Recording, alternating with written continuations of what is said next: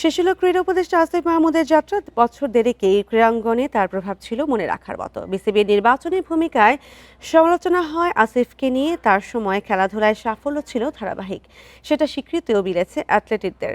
ফেডারেশনগুলোর পুনর্গঠন ও অবকাঠামো উন্নয়নে তার অবদান প্রশংসনীয়। সরকার পতনের পর ক্রীড়াঙ্গনে যে সংকট তৈরি হয়, আসিফ মাহমুদ তার শক্ত হাতে সামাল দেওয়ার চেষ্টা করেছেন। ক্রীড়া উপদেষ্টার দায়িত্বে চ্যালেঞ্জ ছিল অনেক, কখনো প্রশংসিত হয়েছেন, আবার তীব্র সমালোচনাও সহ্য করেছেন। 51টি ফেডারেশনের অ্যাডহক কমিটি গঠন করতে হয়েছে আমাদেরকে। তাদের মাধ্যমে ক্রীড়াঙ্গনে আবার যে স্থবিরতা ছিল সেটা কাটিয়ে ওঠা গেছে। পদত্যাগের ঘোষণা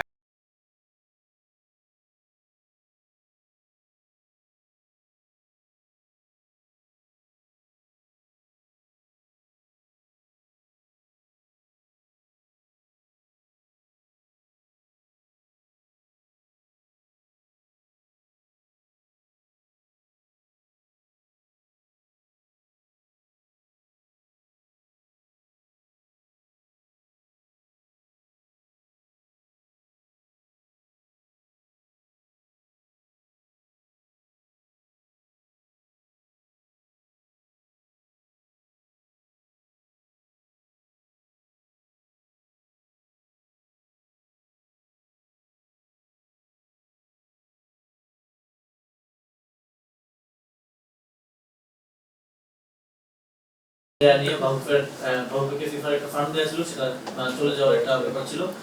কিন্তু ভালো সংবাদ হচ্ছে আজকে সকালেই আমাদের মাননীয় প্রধান উপদেষ্টার স্বাক্ষরে এই জমিটা বাহুকে ইতিমধ্যেই দেওয়া হয়েছে এবং সেখানে একটা সেন্টার অফ এক্সেলেন্স স্থাপনের কাজ অতি দ্রুতই শুরু হবে আশা করি। ক্রীড়াঙ্গনের অভিভাবক হিসেবে বড় ছোট সব ফেডারেশনেই ছুটে বেরিয়েছেন।